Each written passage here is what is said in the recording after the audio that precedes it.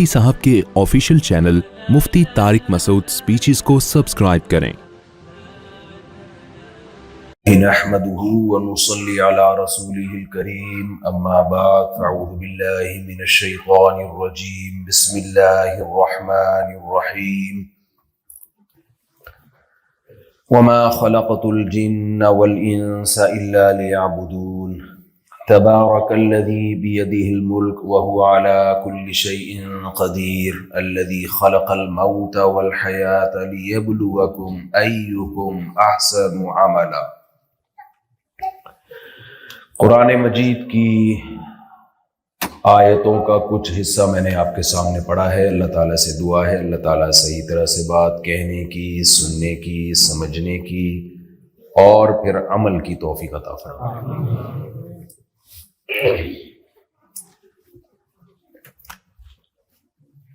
Japan میں میرا یہ پہلا سفر ہے۔ بہت سے لوگ اپریشیٹ کر رہے ہیں، بڑی نوازش، لیکن کچھ مخالفت میں مضامین بھی آ رہے ہیں۔ آج جب آپ کی مسجد میں بیان کے لیے میں آ رہا تھا، ایک صحافی کا مضمون میری نظر سے گزرا جو میرے خلاف لکھا تھا، کیونکہ وہ لوگوں کے دلوں کی آواز ہے اور بھی لوگوں کے دماغ میں وہ سوال آ سکتا ہے، تو میں نے سوچا کہ میں آج اسی پہ بیان کروں گا۔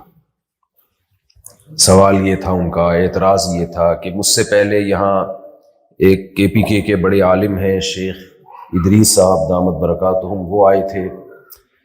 اب میں آیا تو صحافی نے یہ اعتراض کیا کہ جاپان کے لوگوں کو کیا اب پاکستانی آ کے سکھائیں گے کہ کیا کرنا چاہیے اور کیا بولیں؟ جملہ مکمل کرنا پڑے گا آپ کو، نہیں کرنا چاہیے، یہ سکھائیں گے؟ یہ حد ہوتی ہے بدتمیزی کی، معذرت کے ساتھ بدتمیزی کی حد ہے نا، کہ وہ پسماندہ ملک جو خود اپنے آپ کو ٹھیک نہیں کر سکے، میں ان کے اعتراض کا حاصل بتا رہا ہوں۔ کافی لمبا مضمون لکھا انہوں نے، نام نہیں بتاؤں گا ورنہ سب پڑھنا شروع کر دیں گے، مشہور ہو جائیں گے وہ۔ مضمون یہ لکھا جس کا پورا لمبا چوڑا مضمون کا خلاصہ یہ ہے کہ یہ آ کے ہمیں کیا کریں گے؟ جاپانیوں کو، کیونکہ نیوز چلی نا کہ مفتی صاحب جاپان میں تبلیغ اسلام کے لیے، تو انہوں نے کہا ان کو اسلام سکھاؤ گے یہ جاپانی قوم کو؟ یہ تو پہلے کامیاب لوگ ہیں، تو کامیاب لوگوں کو تھوڑی سکھایا جاتا ہے، سکھایا ناکام لوگوں کو جاتا ہے، جو ہم جیسے غریب ملک کے رہنے والے، ناکام، سیاست میں بھی ناکام، ترقی میں بھی ناکام۔ انگریز جو پٹریاں ٹریک بچھا کے ٹرین کی چلا گیا تھا، اس کی ریپیئرنگ ہم سے نہیں ہو رہی، اور ہم آ کے ان کو کیا سکھا رہے ہیں؟ کامیابی سکھا رہے ہیں، سکسیس، کامیابی۔ آؤ ہم بتاتے ہیں کامیابی کسے کہتے ہیں۔ اتنا اچھا مضمون تو انہوں نے بھی نہیں لکھا ہوگا جتنا میں نے کر دیا ان کا حاصل یہ ہے صحافی صاحب۔ پھر انہوں نے کہا کہ اگر یہ جاپانی مسلمان ہو گئے نا تو ان کا وہی بیڑا غرق ہوگا جو پاکستان کا ہوا۔ ان کو پتہ چلا ان کو کوئی اسلام سے ہی چڑھا ہے، کوئی مولویوں سے نہیں۔ ہمارے یہاں تین طرح کے طبقے ہیں نا، کچھ تو جو علماء سے محبت کرتے ہیں، کچھ جن کو اسلام سے ہی چڑھا ہے، کچھ جن کو اسلام سے نہیں لیکن مولویوں سے بڑی چڑھا ہے ان کو۔ وہ کہتے ہیں ہم دین سیکھیں گے تو ڈاکٹر سے سیکھیں گے، مولانا سے ہم نے دین، جملہ دیکھیں کمپلیٹ کرنا پڑے گا آپ کو۔ جو ہے نا میرے ساتھ چلتے رہیں گے تو میں بولتا رہوں گا، اگر چپ بیٹھے رہے تو پھر یہ مزے والی بات نہیں ہوگی۔ ہاں، کچھ لوگوں کو مولاناؤں سے چڑ ہو گئی ہے، کہتے ہیں دین سیکھنا ہے، اگر سیکھنا ہے تو مولانا لوگوں سے نہیں سیکھنا، ہمیں پڑھے لکھے لوگوں سے سیکھنا ہے، ڈاکٹرز، انجینئرز، پروفیسر یونیورسٹیوں کے، لمس یونیورسٹی، پنجاب یونیورسٹی کے پروفیسر صاحب ہمیں سکھائیں گے۔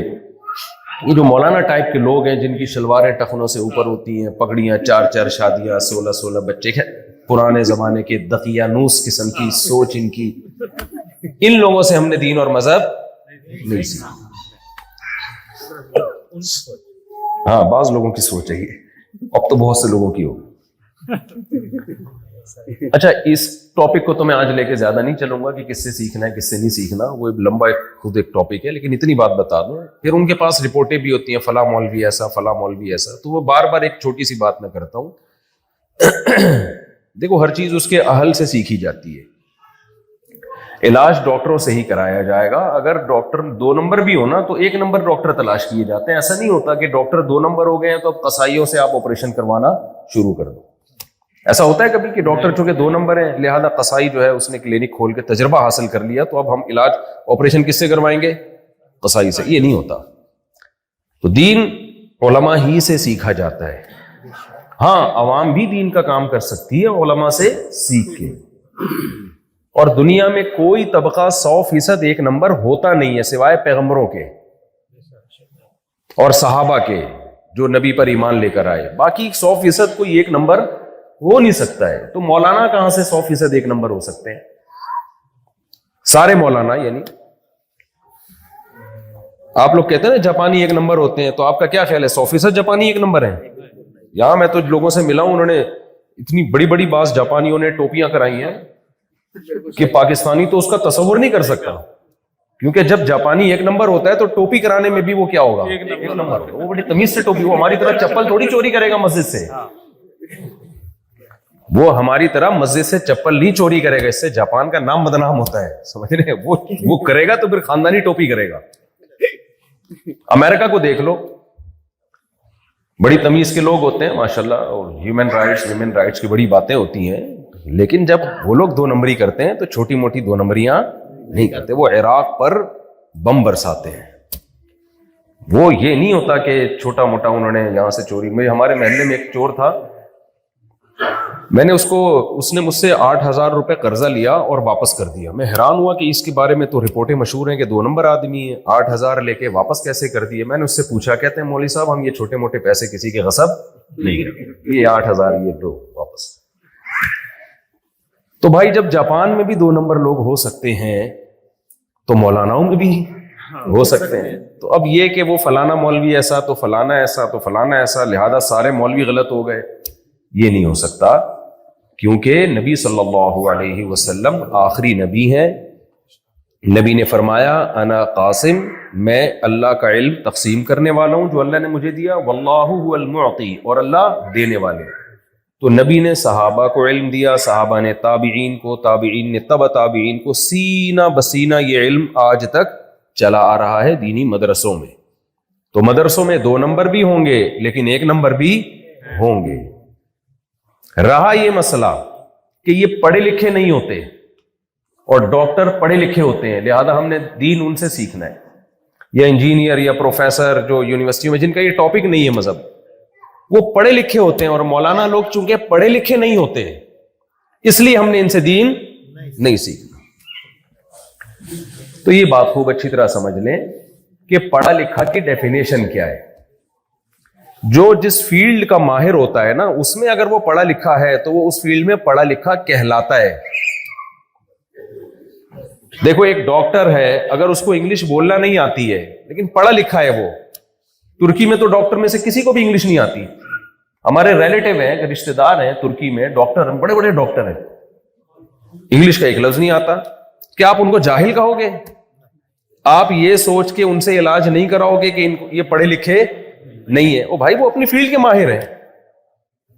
اب آپ کہو چونکہ میں نے گردے کا علاج کر رہا ہے تو اس کو انگلش نہیں آتی, تو بھائی کیا گردے کو انگلش آتی ہے جو اس کی بات سمجھے گا؟ تو وہ ترکی زبان میں نسخہ لکھ دے گا, آپ اس کی ٹرانسلیشن کروا لو. جب پاکستان آتے ہو گوگل پہ پڑھی ہوئی ہے لکھو, وہ خود ہی لکھ کے بتا دے گا جی کیا لکھا ہے اس نے. تو کچھ چیزیں پروپیگنڈے کا اثر ہے جس سے ہمارا دماغ کیا ہو چکا ہے, متاثر. اسی طرح لباس دیکھ کے لوگوں کو وحشت ہوتی ہے مولانا لوگوں کی کہ ان کا لباس پڑھے لکھے والے لوگوں والا لباس, یہ تو شلوار قمیض میں ایسا لگتا ہے چندہ مانگنے آئے ہوئے. ابھی مولوی صاحب مجھے کہہ رہے تھے چندہ بھی کر دیں. میں نے کہا بھائی میں نے چندہ کیا نا تو پھر میرے لیے پورے جاپان میں سروائیو کرنا مشکل ہو جائے گا. ہر مسجد والے کہیں گے ہمارے لیے چندہ. میں کس کو منع کیسے کروں گا کسی کو؟ وہ کہیں گا ادھر اعلان کر دیا تھا ادھر اعلان نہیں کیا. تو اس لیے چندے کا ٹاپک ہی نہیں رکھنا. بہت معذرت مولوی صاحب, بہت معذرت, سب مولاناؤں سے معذرت کر رہا ہوں. ٹھیک ہے کہ بھائی چندے کا ٹاپک ہی کیا کرو, ختم.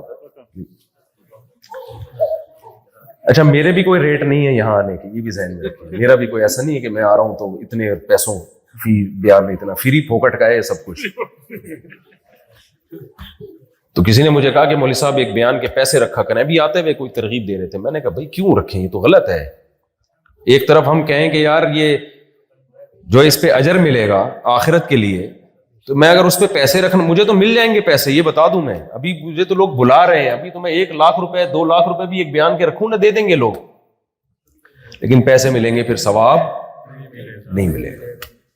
دعوت میں جان ختم ہو جائے گی.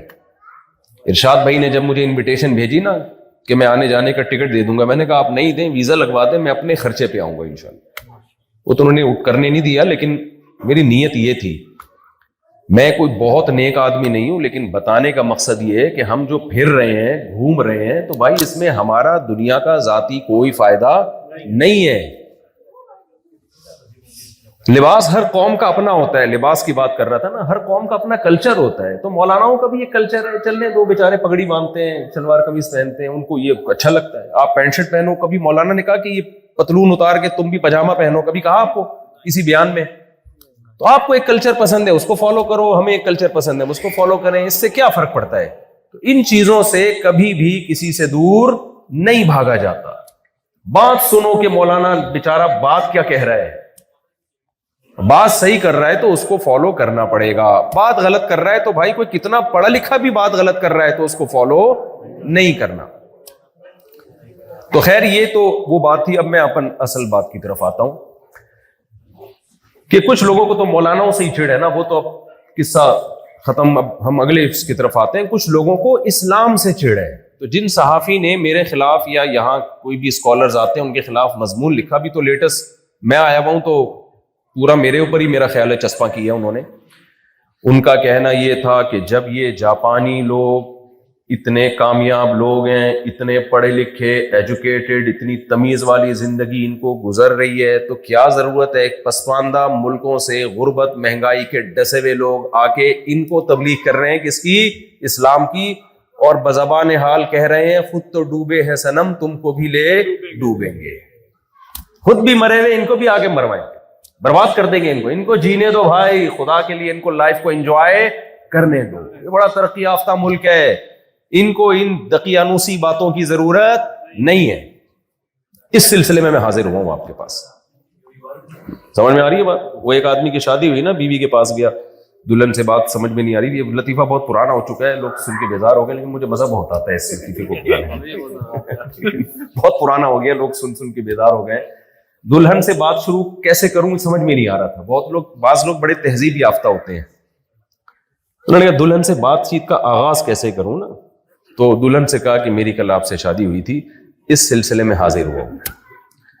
تو میں جو جس سلسلے میں جاپان حاضر ہوا ہوں نا، وہ سلسلہ یہ ہے کہ لوگ یہ کہتے ہیں کہ جاپان جب اتنا ترقی یافتہ ہے تو ان کو دین اور مذہب کی، اللہ رسول کی کیا ضرورت ہے؟ مولوی آ کے ان کو اللہ رسول کیوں سکھا رہے ہیں؟ بلکہ تم ان سے سیکھو کہ کامیابی کیا ہوتی ہے، ان سے سیکھو. تو اس سلسلے میں حاضر ہوا ہوں آپ کے پاس، اور آج اسی سلسلے میں آپ کے سامنے چند باتیں پیش کروں گا. پہلی بات تو میں آپ کے سامنے یہ پیش کروں گا کہ میرے بھائی جس چیز کو آپ کامیابی سمجھ رہے ہیں وہ کامیابی نہیں ہے. سب سے بڑا ٹیکنیکل فالٹ ہی ہے، یہ ہے ہی نہیں کامیابی.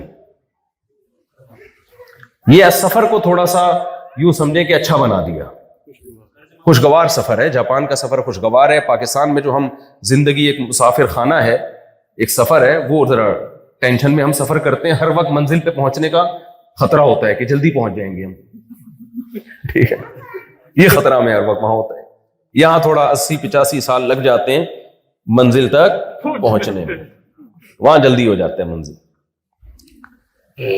تو پہلی بات تو میرے بھائی جس چیز کو آپ کامیابی سمجھ رہے ہو قطعاً وہ کامیابی نہیں ہے.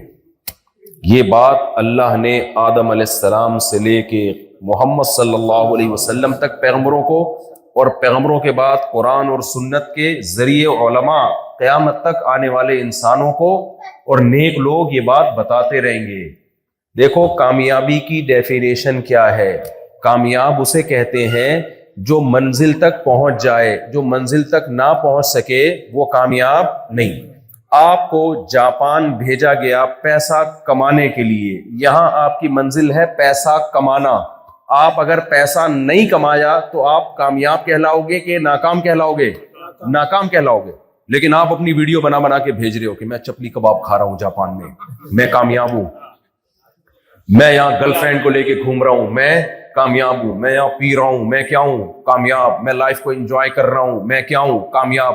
ابا پوچھیں گے بیٹا جس کام کے لیے تجھے بھیجا تھا, پڑھائی کے لیے بھیجا تھا, پیسہ کمانے کے لیے بھیجا تھا, وہ کما رہا ہے یا میرا ہی دیا ہوا پیسہ اڑا رہا ہے شراب کباب میں؟ آپ کہیں گے ابا کیا باتیں کر رہے ہو, کامیابی اسے کہتے ہیں لائف میں خوشیاں ہوں. دیکھو خوشیاں ہیں نا, آپ وہاں چپلی کباب کھا سکتے ہو, کھاؤ گے تو ہضم کر سکتے ہو. میں یہاں چپلی کباب کھاتا ہوں اور یہاں ہضم, کیونکہ جاپان میں چپلی کباب کے ہوٹل کھل گئے ہیں. میں نے 20 سال پہلے یہ پیشگوئی کی تھی اپنے بیان میں کہ ہمارا ماشاءاللہ KPK اور کوئٹہ سے پشتو اسپیکنگ بہت آ رہے ہیں جاپان, اور ان کی نسل بھی بہت بڑھ رہی ہے, تو جاپان میں چپلی کباب کے ہوٹل کھلیں گے. آج کھل گئے. تو میں نے تو وہاں جا کے ولاگ بنا رہا ہے, مجھے ٹائم ہی نہیں مل رہا کہ دیکھو یہ چپلی کباب. میں نے 20 سال پہلے بیان میں پیشگوئی کی تھی, کیونکہ گروتھ ریشو جس قوم کا بڑھتا ہے نا, کلچر اسی کا آتا ہے.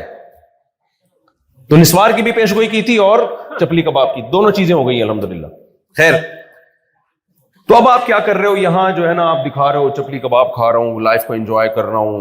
بے وقوف لوگ سمجھیں گے آپ کامیاب ہو. جو احمق اور بے وقوف اور ظاہر پرست لوگ ہوں گے نا, جو کسی چیز کی ڈیپتھ میں, گہرائی میں گھسنے کا ان کو شوق ہی نہیں ہے, وہ کہیں گے یار کیا انجوائے کر رہا ہے. جیسے ٹک ٹاک پہ جب میاں بیوی کو لوگ دیکھتے ہیں نا, لوگ اپنی بیوی کو گھمانے کے لیے لے کے جا رہے ہیں اور تصویریں کھینچ رہے ہیں, تو جو میاں بیوی گھروں میں لڑتے ہیں وہ کہتے ہیں کہ یار دیکھو کتنی پیاری زندگی ان کی, کیسی ہنسی خوشی زندگی. او بھائی یہ گھر میں بھی ایسے رہتے ہیں تو پھر ٹھیک ہے, ٹک ٹاک میں کیمرے کے سامنے سارے ہنسی خوشی ہی رہتے ہیں. کون وہ لڑ تھوڑی رہیں گے کیمرے کے سامنے آ کے. اس لیے آج کل ہماری جو بیچاری خواتین بھی بہت سارے بیان سن رہی ہوں گی, ابھی سن رہی ہیں یہاں پردے کے پیچھے, تو یہ ٹک ٹاک میں جو شوہر ہوتا ہے نا, اس کو دیکھ کے اپنے شوہر سے بدگمان نہ ہوا کریں. وہ ٹک ٹاکر شوہر ہے, وہ صرف ادھر اپنی بیوی کو خوش رکھا ہوا ہے, گھر میں اتنی تمیز سے بات نہیں کرے گا. وہ اس کو پتا ہے ادھر میں ایک تھینک یو بولوں گا, ہزاروں لائکس آئیں گے, اس کے ہزاروں لاکھوں روپے. بیوی کے سامنے مسکرانے کے اگر 1 لاکھ روپے کسی کو مل رہے ہیں تو میں تو سمجھتا ہوں نہیں 32 لگوا لے آدمی, 24 گھنٹے مسکراتا رہے. کیا خیال ہے؟ خواتین نہ دکھا رہی ہوتی ہیں اپنے شوہروں کو, دیکھیں یہ کتنا مری میں لے کے گھوم رہا ہے بیوی کو, اور فلاں جگہ لے کے گھوم رہا ہے, اور کتنا خوش, اور ایک ہم ہیں ایک آپ ہیں, ناک میں مکھی بٹھا کے رکھتے ہیں. اور مرد بھی پریشان ہوتا ہے وہ, کیونکہ ٹک ٹاک پر اکثر خوبصورت لڑکیوں کی ویڈیوز وائرل ہوتی ہیں. آدمی کہتا ہے یہ دیکھو کیسی کیسی حوریں لے کے گھوم رہے ہیں, اور ابا نے میرے لیے کیا بہو لے کر آئے, اپنے لیے کیا بہو لے کر آئے. بھائی حقیقت کی دنیا کچھ اور ہوتی ہے, میڈیا کی دنیا کچھ اور ہوتی ہے. فلموں میں ہمیشہ ہیرو آخر میں بچتا ہے کم وقت.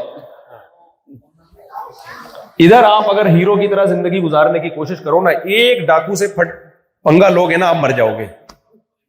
ہیرو پوری فلم میں پتہ نہیں کتنے ڈاکوؤں کو مار کے ملکوں کے ملک فتح کر کے مرتا بھی ہے تو بالکل لاسٹ میں مرتا ہے. تو فلموں کی دنیا, میڈیا کی دنیا اور ہے, اور حقیقت کی دنیا اور ہے. تو میں یس کر رہا تھا کہ آپ نے یہاں سے ابا کو ویڈیوز بھیجی. ابا کہہ رہے ہیں بیٹا تیری لائف کیسی ہے, تو کامیاب ہو گیا کہ نہیں ہو گیا؟ آپ کہتے ہیں ابا دیکھو چپلی کباب, چائے, شراب, کباب, لائف کو انجوائے کر رہا ہوں. ابا کہے گا یہ کامیاب ہوں میں, لوگ بھی سمجھیں گے کیا ہوں میں کامیاب. لیکن عقل مند کہے گا بھائی تو باپ کے پیسے پہ اتنا کما رہا ہے, اتنا کھا رہا ہے, تجھے تو تیرا باپ چھوڑے گا نہیں. جس کام کے لیے تجھے بھیجا تھا وہ کام بھی تو نے کیا کہ نہیں کیا. احمق اور بے وقوف ظاہر اور حال کو دیکھ کے, پریزنٹ کو دیکھ کے متاثر ہوتا ہے, اور جو گہری نظر رکھنے والے لوگ ہیں وہ ہمیشہ فیوچر کو دیکھ کے فیصلہ کرتے ہیں کہ یہ کامیاب ہے یا یہ ناکام ہے. سمجھتے ہو کہ نہیں سمجھتے ہو؟ تو میرے بھائی فیوچر کس کا کامیاب ہے؟ پہلی بات, جس بیچارے کو اپنے پیدا ہونے کا مقصد ہی نہ پتا ہو اس کو منزل کبھی بھی پتا نہیں ہو سکتی. اور جس کو منزل نہ پتا ہو کیا وہ منزل تک پہنچنے کی کوشش کرے گا؟ اور جو منزل تک پہنچنے کی کوشش ہی نہیں کرے گا کیا وہ منزل تک پہنچے گا؟ اور جو منزل تک پہنچ ہی نہ سکتا ہو کیا وہ کامیاب ہو سکتا ہے؟ تو ہم شروع سے شروع کرتے ہیں کہ ہماری منزل کیا ہے, ہم کیوں پیدا ہوئے. آپ دنیا میں جتنی کامیاب قومیں سمجھی جاتی ہیں نا, جتنی کامیاب قومیں, یا کامیاب لوگ سمجھے جاتے ہیں. آپ ان سے پوچھو کہ آپ دنیا میں کیوں آئے, ان کے پاس اس سوال کا جواب بولو نہیں ہوگا. کیوں نہیں ہے؟ آپ کہیں یار ان کے پاس تو ہر سوال کا جواب ہے, ہر سوال کا جواب ہے. دنیا میں جتنے بڑے بڑے فلاسفر ہیں, اسکالرز ہیں, ان کے پاس دنیا کے ہر سوال کا جواب ہے. آپ پیسہ کمانے کا طریقہ پوچھیں, گوگل پہ لکھیں, آ جائے گا. آئے گا کہ نہیں آئے گا؟ کوئی نہ کوئی ماہر ہوگا جو طریقہ بتا رہا ہوگا. آج کسی نے بتایا ایک بڑا زبردست پیسہ کمانے کا طریقہ. جو موٹیویشنل اسپیکر ہوتے ہیں نا, ان سے بھی تھوڑا سا ہوشیار رہا کریں. یہ پیسے کمانے کے طریقے بتا کے پیسہ کما رہے ہوتے ہیں. تو وہ ایک نے اکاؤنٹ بنایا اپنا, اور اس نے لوگوں سے کہا کہ میں آپ کو پیسہ کمانے کا طریقہ بتاتا ہوں صرف $2 میں. آپ لوگ $2 بھیج دیں مجھے اس اکاؤنٹ میں, اور میں پھر ایک پورا تحریر ہے میرے پاس, وہ میں آپ کے پاس بھیج دوں گا. اب $2 لوگوں کے لیے اتنے مشکل نہیں تھے. لوگوں نے کہا ٹرائی کر لیتے ہیں. اس طرح سے کروڑوں روپے اس کے پاس آ گئے. تو اس نے ایک بیان دیا, اس نے کہا یہ ہے پیسہ کمانے کا طریقہ. شارٹ میں کروڑوں روپے ایسے ہی کمائے جا سکتے ہیں. تو سوشل میڈیا کی دنیا پہ نا آج کل یہ بہت ہو رہا ہے. تو دنیا میں ہر چیز بتا رہے ہیں ہمیں, ماہرین بتا رہے ہیں. جاپان کے ماہرین تو اور بہت کچھ بتا دیتے ہیں جو ہم تصور نہیں کر سکتے. کیا کچھ نہیں بنا لیا انہوں نے. بھائی یہ جو سوال ہے نا کہ ہم کیوں بنے, یہ انسان اس کا جواب نہیں دے سکتا. یہ سوال انسانوں سے پوچھا نہیں جائے گا. یہ اس کا جواب وہ دے گا جس نے ہمیں بنایا ہے, اور بنانے والے کو لوگ لفٹ کرانے کے لیے تیار نہیں ہے. وہ پوچھنے کے لیے تیار نہیں ہے کہ کس نے بنایا, کیوں دنیا میں آئے, کیا مقصد ہے ہمارا, اور ہمارا انجام کیا ہوگا, ہمیں بھیجا کیوں گیا. ان سوالوں پہ انسانیت غور کرنے کے لیے تیار نہیں ہے. پیدا ہو رہے ہیں, کھا پی کے ترقی کر کے مر کے ختم ہو رہے ہیں. اسی میں تو زندگی گزر رہی ہے. اس لیے اللہ تعالیٰ نے 1,00,000 سے زیادہ پیغمبروں کو بھیجا اور ان پر آسمانی کتابیں نازل کی. ان کتابوں کے برحق ہونے کے دلائل کے انبار لگا دیے. قرآن نازل کیا آخر میں, اور اس کے برحق ہونے کے دلائل کے انبار لگا دیے. یعنی قرآن کا یہ کمال ہے کہ وہ یہ بھی بتاتا ہے کہ یہ کائنات کسی نے بنائی ہے, یہ بھی بتاتا ہے کہ کیوں بنائی ہے, یہ بھی بتاتا ہے کہ تمہیں کیوں بنایا گیا, یہ بھی بتاتا ہے کہ میں واقعی اللہ کا کلام ہوں. ان ساری باتوں کے جواب ایک ہی کتاب میں آپ کو دلائل کے ساتھ ملیں گے. تو جس نے ہمیں بنایا ہے نا میرے بھائی, جب تک آپ اس سے نہیں پوچھیں گے ہم کیوں بنے ہیں, اس وقت تک آپ کو آپ کی منزل سمجھ میں نہیں آئے گی. جس کام کے لیے بنے ہو اس کو تو فوکس کر نہیں رہے. آپ کیا کر لو گے؟ آپ 1000 کلومیٹر یا 500 کلومیٹر ٹرین میں سفر کر کے, اس سے یہ ہوگا کہ جو سفر آپ کا 8 گھنٹے میں ہوتا وہ آپ کا 1 گھنٹے میں ہو جائے گا. اس سے زیادہ آپ کو کچھ بھی حاصل, بولتے کیوں نہیں بھائی, نہیں ہوگا. آپ پہلے 60 سال میں مر جاتے تھے, 32 سال میں مرو گے. اس سے زیادہ آپ کو کوئی کامیابی ترقی کر کے حاصل ہونے والی نہیں ہے. پہلے آپ جو تھے وہ کہیں ہڈی ٹوٹ جاتی تو جڑتی نہیں تھی, اب جڑ جاتی ہے. مصنوعی ٹانگیں لگ جاتی ہیں, تو پہلے لگڑے ہو کے زندگی گزارتے تھے 10-20 سال, اب ٹانگوں پہ 10-20 سال گزار لو گے. اس سے زیادہ حاصل ہونے والا اس ترقی سے کچھ بھی بولو نہیں ہے. بلکہ اب تو اور کچھ چیزیں تو سائیڈ افیکٹ بھی ہیں. میں تو ابھی بلوچستان سے ہو کر آیا ہوں. میں اس سفر سے پہلے میں نے وہاں پسماندہ علاقوں میں لوگوں کی 99-100 سال عمر دیکھی, جن کے پاس ترقی کا نام و نشان نہیں ہے. ابے میں نے کہا یہ ہم سے اچھے ہیں یار, نہ کچھ کھا رہے ہیں, نہ کچھ پہن رہے ہیں, عمریں کتنی ہیں, لائف کو انجوائے کر رہے ہیں. ابھی میں ایک شخص سے مل کر آیا, اس نے کہا میرے والد کا بھی 99 سال کی عمر میں انتقال ہو, بلوچستان کے پسماندہ علاقے میں, ترقی اور تعلیم سے دور. میں نے کہا بھائی صاحب کیا کھاتے تھے؟ انہوں نے کہا بکریاں ہوتی ہیں یہاں پہ, اور اگتا تو کچھ نہیں ہے سوائے گندم کے. تو گندم اور بکری, اسی بکری کا گھی, اسی بکری کا دودھ, اسی بکری کا مکھن, اس پہ نکال دیا کتنے سال, 99. میں نے کہا وہ وٹامن سی کدھر گیا بھائی؟ ڈاکٹر تو کہتے ہیں روزانہ ہمیں اتنی کوانٹٹی میں کیا چاہیے, وٹامن سی چاہیے, اتنا آئرن چاہیے, اتنا پوٹاشیم چاہیے, اتنا میگنیشیم چاہیے, اتنا فلانا چاہیے, یہ چاہیے, وہ چاہیے, حفاظتی ٹیکے چاہیے, پتہ نہیں کیا کیا چاہیے. تو کہاں گیا بھائی وہ؟ کچھ بھی نہیں. اس کو ستو چاہیے, اس کو بکری کا دودھ چاہیے, نکال لیے 99 سال. اس سے وہ بندہ جو 50 سال میں ترقی یافتہ ملک میں مر جاتا ہے, اس سے تو میرا خیال ہے وہ 100 سال والا جو پہاڑوں میں رہ کے کامیاب زندگی گزار لیتا ہے, وہ زیادہ اچھا ہے کہ نہیں ہے؟ تو اتنا زیادہ اس ترقی کو فری کرانے کی ضرورت نہیں ہے. میں یہ نہیں کہہ رہا کہ آپ اور پسماندہ ہو جائیں, اسلام تو ترقی کا آپ سے زیادہ قائل ہے, لیکن میں سمجھ رہا ہوں جو ہمارے دماغوں میں ایک بھوت سوار ہو گیا ہے نا, جس کو ہم نے کامیابی سمجھنا شروع کر دی ہے, اس تصور کو اپنے دماغ سے نکالیں. ترقی کا حکم تو اسلام بھی دیتا ہے, اس پر تو میرے بہت سارے بیانات ہیں. پسماندگی کا یا تنزل کا حکم نہیں دیتا اسلام. جب اسلام آیا تو ترقی تو اسی وقت شروع ہوئی ہے.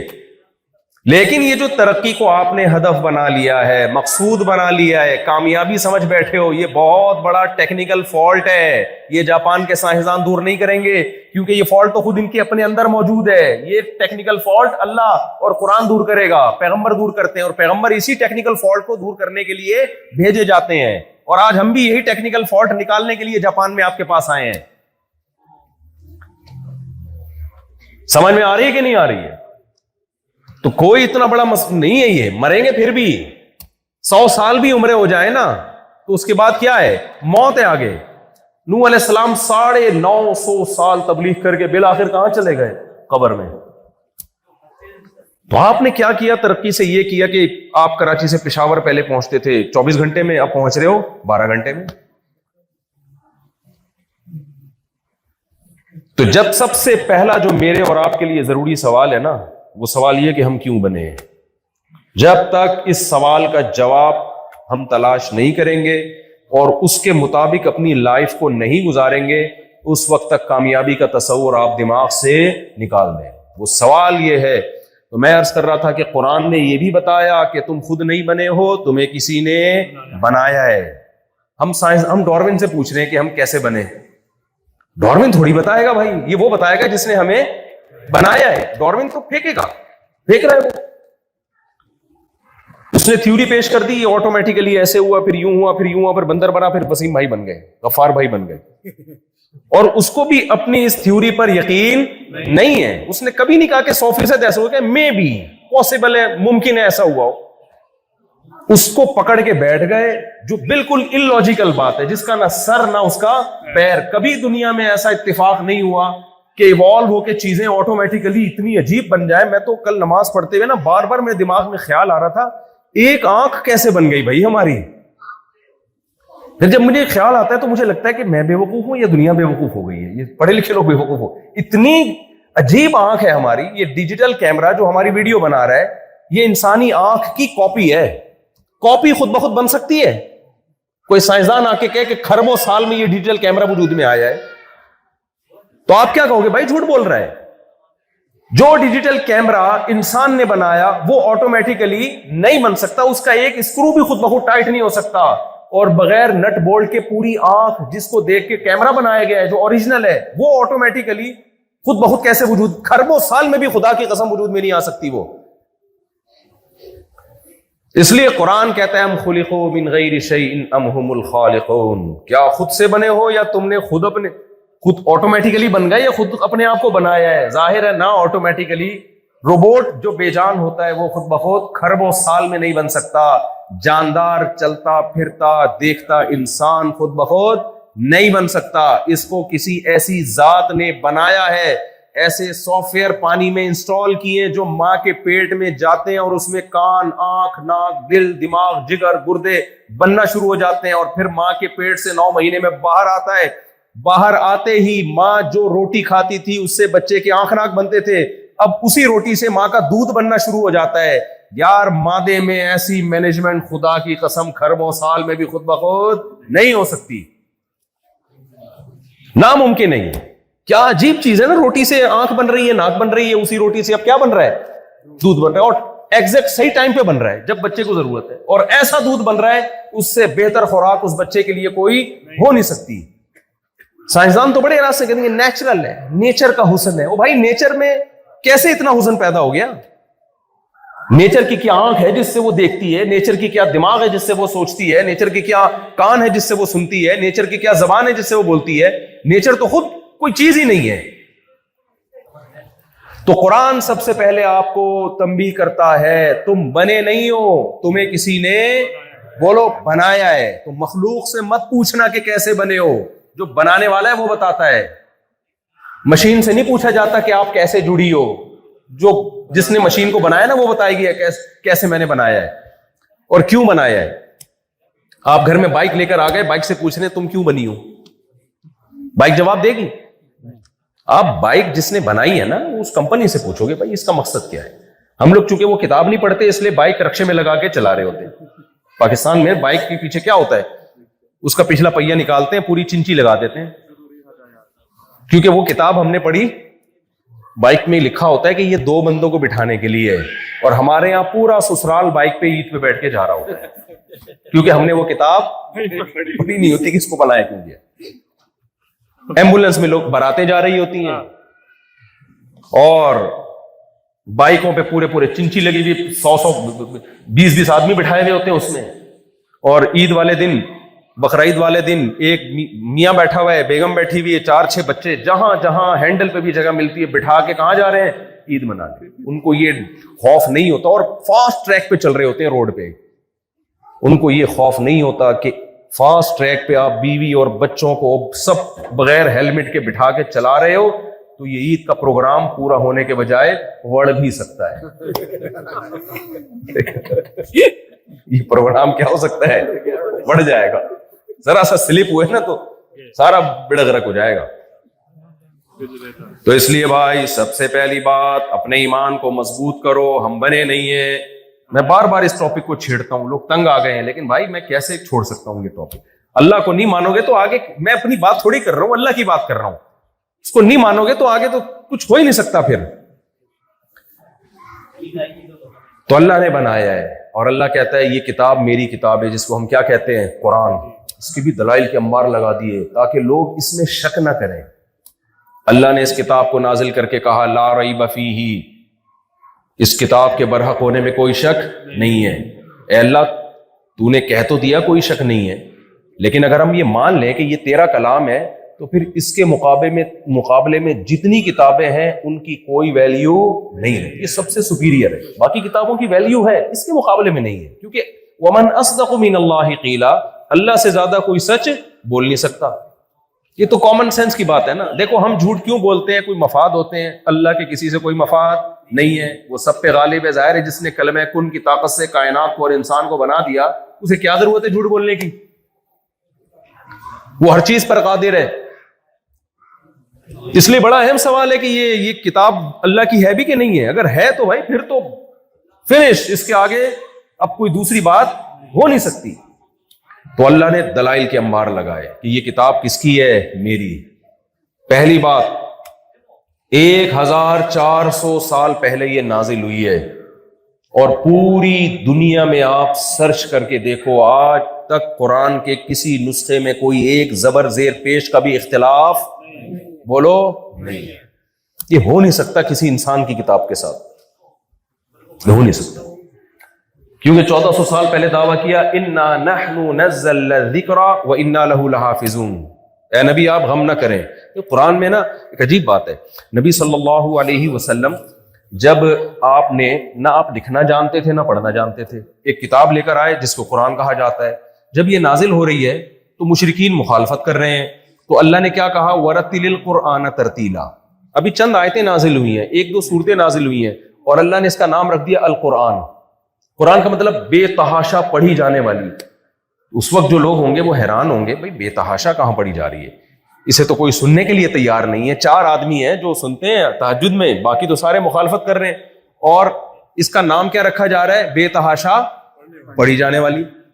نام جب شخصیت کے اگینسٹ ہو تو یہ مذاق ہوتا ہے کہ نہیں ہوتا. دیکھو آپ کا بچہ تھا, پیدا ہوا, آپ کو نہیں پتا چلا کہ یہ بڑے ہو کر بہادر بنے گا کہ بزدل. جب بڑا ہوا تو پتا چلا مکھی سے بھی ڈرتا ہے, یہ چوہے سے بھی ڈرتا ہے, اور بیگم سے تو سب مسلمان ڈرتے ہی ہیں, یہ ہر ایک سے ڈرتا ہے, بلی سے ڈرتا ہے, چوہے سے ڈرتا ہے. تو اب کسی نے کہا بھائی شناختی کارڈ میں اس کا نام جو ہے نا, جو آپ نے پہلے نام رکھا تھا وہ اچھا نام رہی ہے, اس کا نام چینج کر دو. پہلے کوئی بھی غفار, ستار کوئی بھی نام تھا, تو کسی بھی ضرورت سے آپ کو نام چینج کرنے کی نوبت آئی. آپ نے اس کا نام رکھ دیا بہادر خان. لوگ بولیں گے بس کرو یار, وسیم رکھ دیتے, سلیم رکھ دیتے, سمندر خان رکھ دیتے, چنگیز خان رکھ دیتے, کم از کم بہادر خان اس پہ سوٹ بولو نہیں. جو بچہ چھپکلی سے ڈرتا ہے اس کا نام بہادر خان رکھ رہے ہو, لوگ مذاق اڑائیں گے کہ نہیں اڑائیں گے؟ اللہ میاں نے قرآن کا نام قرآن اس وقت رکھا جب کوئی پڑھنے کے لیے اور سننے کے لیے تیار نہیں تھا. یہ نام کی سلیکشن انسان کی طرف سے نہیں ہو سکتی, یہ اسی ذات کی طرف سے ہو سکتی ہے جسے معلوم ہے کہ اس کے لیے سب سے زیادہ سوٹیبل نام یہی ہے اس کتاب کے لیے, کیونکہ دنیا میں جتنا اسے پڑھا جائے گا اتنا دنیا میں کسی کتاب کو نہیں پڑھا جائے گا, جتنا اسے سنا جائے گا اتنا کسی کتاب کو نہیں سنا جائے گا, جتنا اسے سمجھ کے پڑھا جائے گا اتنا کسی کتاب کو سمجھ کے بھی نہیں پڑھا جائے گا, جتنا اسے بے سمجھے پڑھا جائے گا اتنا کسی کتاب کو بے سمجھے بھی نہیں پڑھا جائے گا. یہ وہ واحد کتاب ہے جسے کھڑے ہو کے پڑھا جائے گا, کھڑے ہو کر سنا جائے گا. یہ وہ واحد کتاب ہے جسے باوضو ہو کے پڑھا جائے گا, باوضو ہو کے سنا جائے گا. یہ وہ واحد کتاب ہے جسے ایک ایک وقت میں 5 لوگ حرم میں گول دائرے میں کھڑے ہو کر تراویح میں سن رہے ہوں گے. یہ وہ واحد کتاب ہے جسے رمضان میں کروڑوں لوگ, کروڑوں حافظ ایک ہی وقت میں پوری دنیا میں نماز میں کھڑے ہو کر پڑھ رہے ہوں گے. اتنا پروٹوکول جس کتاب کو دیا جائے گا اسی کو قرآن کہا جا سکتا ہے. تو نام اس وقت قرآن رکھا جا رہا ہے جب یہ پروٹوکول کا اس کا 1000واں حصہ بھی نہیں تھا اس کا. یہ اس کی علامت ہے, یہ کتاب انسانوں کی بنائی ہوئی کتاب نہیں ہے, ورنہ اتنا پروٹوکول نہیں مل سکتا تھا بھائی, ناممکن تھا. اور آپ یہ عجیب بات دیکھو کہ جب یہ کتاب نازل ہوئی ہے نا, اچھا قرآن وہ واحد کتاب ہے جس میں مصنف کا نام نہیں ہے. آپ جب بھی کوئی کتاب خریدتے ہو نا, سب سے پہلے آپ دیکھتے ہو بھائی رائٹر کون ہے. یہ واحد کتاب ہے جس پہ رائٹر کا نام بولو نہیں. محمد صلی اللہ علیہ وسلم سے جب پوچھا جاتا تھا کون ہے, کہا کہ یہ کس کا کلام ہے, اللہ کا. یہ وہ واحد کتاب ہے جو کتاب کو پیش کرنے والا ہے وہ اس میں چینجنگ نہیں کر سکتا. نبی صلی اللہ علیہ وسلم کے پاس مشرکین آئے اور کہنے لگے کہ آپ جو کتاب لے کر آئے ہو جس کو آہستہ آہستہ لوگوں نے فالو کرنا شروع کر دیا ہے, اب لوگ تو ہمارے ہاتھ سے نکلتے جا رہے ہیں تو ہم بھی دشمنی نہیں چھوڑیں گے, تو ایسا کرتے ہیں ہم کمپرومائز کا راستہ اختیار کر لیتے ہیں. جو کتاب متنازع ہوتی ہے تو مصنف سے ریکویسٹ کی جاتی ہے کہ بھائی ٹھیک ہے کچھ مضمون ٹھیک ہے یہ, لیکن ہاتھ تھوڑا سا کیا رکھ لو بھائی, ہلکا رکھ لو. ایسا ہوتا ہے کہ نہیں ہوتا؟ تو مشرکین نے نبی صلی اللہ علیہ وسلم سے کہا کہ بھئی آپ ایسا کریں, اس میں جو ہمارے بتوں کے بارے میں یہ جو کہا جا رہا ہے نا, یہ جو ہم پتھر کے بت بنا کے ان کے سامنے جھکتے ہیں, تو قرآن یہ کہہ رہا ہے الہم ارجل یمشون بہا, کیا ان پتھروں کے بنائے ہوئے بتوں کے پاؤں ہیں جس سے یہ چل سکتے ہیں؟ الہم ایدی یبطشون بہا, یہ قرآن کی آیتیں پڑھ رہا ہوں میں, کیا ان کے ہاتھ ہیں جن سے یہ پکڑ سکتے ہیں؟ ام لہم اعین یبصرون بہا, کیا ان کی آنکھیں ہیں جس سے یہ دیکھ سکتے ہیں؟ ام لہم آذان یسمعون بہا, کیا ان کے کان ہیں جن سے یہ سن سکتے ہیں؟ اب ظاہر ہے نہ ان کی ٹانگیں ہیں جن سے یہ چل سکتے ہیں. کسی مندر میں جس بھگوان کو لا کے رکھ دیا گیا, قیامت تک وہ وہی بیٹھا رہے گا اپنی جگہ سے, کچھ بھی ہو جائے وہ ہلنے کا نام نہیں لے گا, وہ دیکھ نہیں سکتا, وہ سن نہیں سکتا. مشرکین نے کہا اس قسم کی جو آیتیں ہیں وہ ہمیں ٹینشن دیتی ہیں, یہ والی آیتیں آپ کیا کر لیں, نکال لیں. ٹھیک ہے اللہ کی توحید بیان کریں, لیکن بتوں کا تذکرہ آپ کیا کر دیں, نکال دیں. تو نبی صلی اللہ علیہ وسلم نے یہ نہیں فرمایا ٹھیک ہے میں اس پہ ابو بکر عمر سے مشورہ کرتا ہوں, ہم غور کرتے ہیں, اگر کوئی کمپرومائز کا راستہ نکلتا ہے تو کیا ہوگا, ٹھیک ہے اس پہ ڈسکشن ہو سکتی ہے. بات چیت اور مذاکرات کے ذریعے مسائل ہمیشہ سے کیا ہوتے ہیں, سوائے میاں بیوی کے کبھی حل نہیں ہوتے ہیں, بڑھتے ہیں. میاں بیوی کے مسائل مذاکرات سے ہمیشہ کیا ہوتے ہیں, خراب ہی ہوتے ہیں, یاد رکھو. اس لیے میاں بیوی میں جب پھڈا ہو نا تو بس ٹائم گزارو, خود ہی سیٹ ہو جائے گا, وہ ٹھیک کرنے کی کوشش نہیں کرنی. یہ تجربے کی بات بتا رہا ہوں, ہاں تجربے کی بات بتا رہا ہوں. جب آپ کی بیوی بولے نا کہ میری ماں بیٹھے گی یہ مسئلہ حل کرنے کے لیے, تو آپ بولو پھر میری بھی ماں بیٹھے گی یہ مسئلہ حل کرنے کے لیے. نیت یہ نہیں ہو کہ میں اپنی ماں کو واقعی بٹھاؤں گا, بولا ابھی ڈیلے کرو پھڈا, ایسا نہ اس کی ماں کے پاس بیٹھ جاؤ, مسئلہ اس سے پروگرام بڑھ جائے گا, اس سے کون بیٹھ کے حل کرے گا. نیت یہ کرو کہ کون بٹھائے گا, دونوں کی مائیں بیٹھ گئی پھر تو کبھی بھی حل نہیں ہوگا, بس بات ڈیلے کرنے کے لیے. پھر وہ کہ اچھا ٹھیک ہے اپنی ماں کو بٹھاؤ, بولے نہیں تم اپنے باپ کو بٹھاؤ, میں اپنے باپ کو. اس طرح 3 دن گزارو, سیٹ ہو جائے گا معاملہ, خود ہی سیٹ ہو جائے گا. یہ رشتہ ایسا ہے نا کہ یہ جرگوں سے حل جرگو تو جب خدا نخواستہ طلاق تک نوبت آ رہی ہو پھر جرگا شرگا بٹھاؤ، اس سے پہلے اسی طرح ٹائم پاس کرو. یہ دنیا کیا ہے بھائی؟ مسافر خانہ ہے، اسی طرح گزرے گی اور بچے بھی ہو جائیں گے اسی میں. ہمارے ایک دوست تھے، ان کی اتنا بیوی سے پڈا رہتا، تو ایک دن میں نے کہا کہ یار ہر وقت لڑتے ہی رہتے ہو تو کیا مسئلہ؟ کہتے کیا کریں، ابھی چوتھا بچہ ہونے والا ہے جو ہے نا، ابھی مجھے فکر ہو رہی ہے. تو میں نے کہا دیکھو لڑائی بھی ہو رہی ہے اور ماشاءاللہ بچے بھی صحیح ہے، اس کا مطلب تعلقات اتنے خراب نہیں ہیں. تو نبی صلی اللہ علیہ وسلم سے انہوں نے کہا، مشرکین نے کہا کہ بھائی کمپرومائز کر لیں. تو ایسا نہیں ہے کہ آپ صلی اللہ علیہ وسلم نے صحابہ سے مشورہ لیا ہو، کبھی دیکھ لیتے ہیں، ذرا بات کر لیتے ہیں، بات چیت سے اگر مسئلہ حل ہوتا ہے. سورہ یونس کی آیتیں نازل ہو گئی. قل ما یکون لی ان ابدلہ من تلقاء نفسی، اے نبی ان سے کہہ دیجئے کہ میرے بس میں نہیں ہے کہ میں اپنی طرف سے اس کو تبدیل کر دوں، بلکہ میں تو اس میں تمہیں ایک اور بات ایڈ کر کے بتاتا ہوں. تم بات کر رہے ہو کہ اس میں تبدیلی کر دو، تبدیلی کا تو سوال ہی پیدا نہیں ہوتا، یہ میرے بس میں نہیں ہے. بلکہ کہ قل ما یکون لی ان ابدلہ من تلقاء نفسی ان اتبع الا ما، کیا اگلی آیت مولوی صاحب؟ نہ قل ما یکون لی ان ابدلہ من تلقاء نفسی، میں اس کو اپنی طرف سے چینج نہیں کر سکتا. اور اسی سے ملتی جلتی آیت یا تو یہی ہے، یہ اسی سے ملتی جلتا مضمون ہے. انی اخاف ان عصیت ربی عذاب یوم عظیم، مجھے ڈر ہے کہ اگر میں نے خود ان آیات کو فالو نہ کیا تو جس عذاب سے میں تمہیں ڈرا رہا ہوں، مجھے ڈر ہے کہ وہ عذاب میرے اوپر نہ آ جائے. جتنا تم اس کے حکم کے پابند ہو 100% اتنا ہی میں بھی اس کے حکام کا پابند ہوں. میرے اور تم میں اس کے حکم کو فالو کرنے میں کوئی فرق نہیں ہے. مجھ سے بھی اسی طرح سوال ہوگا جیسے تم سے سوال ہوگا. میرا کام پیغام پہنچا دینا ہے. میں پیغمبر ہوں، میسنجر ہوں، میں گاڈ نہیں ہوں، میں خدا نہیں ہوں. خود یہی بات پیغمبر صلی اللہ علیہ وسلم کے برحق ہونے کی بہت بڑی دلیل ہے. آج کوئی مذہبی رہنما جو باطل مذہب کے لوگ ہوتے ہیں یا باطل لوگ ہوتے ہیں، ذرا سی عزت ملتی ہے تو لوگوں کو کس کی طرف لانا شروع کر دیتے ہیں؟ اپنی طرف. ہمارے نبی نے معجزے بھی دکھائے، چاند سے 2 ٹکڑے کر کے دکھائے. آپ صلی اللہ علیہ وسلم نے اپنے ہاتھ مبارک کو پانی میں ڈالا تو اس میں چشمہ پھوٹ گیا اس سے. اس کے باوجود جب کوئی پوچھتا کہ آپ کے پاس اختیارات ہیں، آپ جواب کیا کہتے؟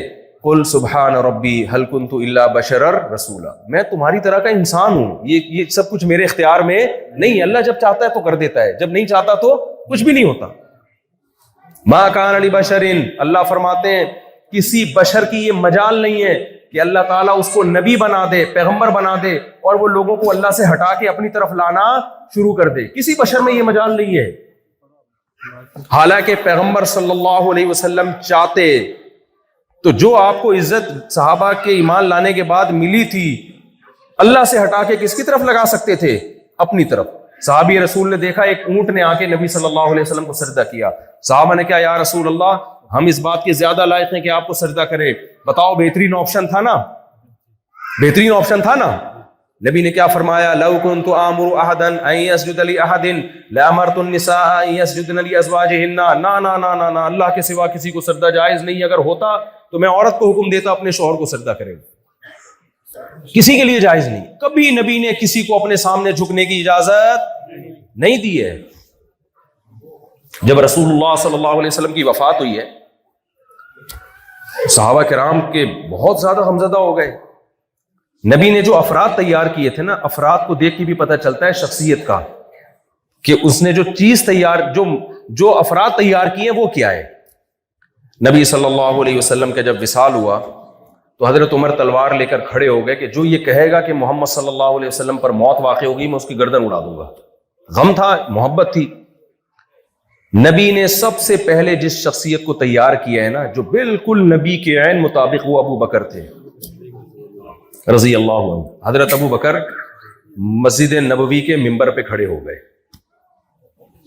اور اعلان کیا یا ایھا الناس، اے لوگو، من کان منکم یعبد محمدا فإن محمدا قد مات. تم میں جو محمد صلی اللہ علیہ وسلم کی عبادت کرتا تھا، یقین کر لے کہ محمد صلی اللہ علیہ وسلم پر موت واقع ہو چکی ہے. ومن کان، پھر آیت پڑھی قرآن کی، وما محمد الا رسول قد خلت من قبله الرسل افإن مات او قتل انقلبتم على اعقابكم. قرآن کی آیتیں پڑھی کہ محمد صلی اللہ علیہ وسلم ایک رسول ہیں، اگر ان پر موت واقع ہو گئی یا وہ قتل کر دیے جائیں میدان جنگ میں تو کیا تم دین سے پھر جاؤ گے؟ دین پہ محمد صلی اللہ علیہ وسلم کی وجہ سے تھوڑی چل رہے ہو، دین پہ کس کی وجہ سے چل رہے ہو؟ جس خالق کا پیغام لے کر وہ تو میسنجر آف گاڈ ہے. اپنی شخصیت کو اتنا کلیئر رکھنا اتنی عزت کے باوجود، کیا یہ معاذ اللہ کسی جھوٹے پیغمبر میں یہ کوالٹی ہو سکتی ہے؟ یہ ناممکن ہے. کیسے افراد تیار کیے، ان کو بتا دیا بھائی میری پوزیشن میسنجر آف گاڈ کی ہے، میں گاڈ نہیں ہوں، تو خدا ہے آسمانوں میں، عبادت اسی کی کرنی ہے. تو حضرت ابو بکر نے کیا فرمایا؟ من کان منکم یعبد محمدا فإن محمدا قد مات. اگر جو محمد صلی اللہ علیہ وسلم کی عبادت کرتا تھا، یہاں عبادت کا مطلب کیا؟ ان کی وجہ سے دین پہ چلتا تھا، ان کو خوش کرنے کے لیے، ان کی موت واقع ہو گئی. ومن کان منکم یعبد اللہ، اور جو اللہ کی عبادت کرتا تھا نا نبی کی زندگی میں، فإنہ حی لا یموت، وہ آج بھی زندہ ہے، اس پر موت کبھی بھی نہیں آئے. یہ اتنی کلیئرٹی یہ کسی دین برحق میں ہی ہو سکتی ہے، یہ کسی باطل دین میں نہیں ہو سکتی. تو انہوں نے کہا کہ آپ چینج کریں. نبی نے کیا فرمایا؟ میں اس میں چینجنگ نہیں کر سکتا. تو قرآن سب سے زیادہ پڑھا جاتا ہے، سب سے زیادہ سنا جاتا ہے، دنیا میں سب سے زیادہ فالو بھی قرآن کو کیا جا رہا ہے. یہ بھی قرآن کی صداقت کی دلیل ہے. میں ایک چند مثالیں دیتا ہوں تاکہ آپ کو یقین تو آئے نا کہ یہ اللہ کا کلام ہے. انسانوں میں اتنی پاور نہیں ہے کہ لوگوں کو اس طرح سے موٹیویٹ کرے. وہ دیکھو ڈاکٹر صاحب آج کل لوگوں کو مشورہ دے رہے ہیں کم کھاؤ، دے رہے کہ نہیں دے رہے؟ کتنے لوگوں نے کم کھا لیا؟ کوئی ڈاکٹر نہیں کھا رہا کم، لوگوں کو بتا رہا ہوتا ہے ڈاکٹر سگریٹ نہ پیو، اور سگریٹ کے دھوئیں ناک سے بھی نکال رہے ہوتے ہیں اور منہ سے بھی، اور بتا رہا ہوتا ہے سگریٹ صحت کے لیے کیا ہے. بیسیوں ڈاکٹروں کو ہم نے دیکھا سگریٹ پی رہے ہوتے ہیں. سگریٹ نہیں چھوٹ رہی، ڈاکٹروں سے نہیں چھوٹ رہی. وہ لوگوں کو کہہ رہے کم کھاؤ، لیکن لوگوں کو کہہ رہے فاسٹنگ کرو، ایک ٹائم کا کھانا چھوڑ دو. چھوڑ دیا لوگوں نے؟ بہت کم لوگ.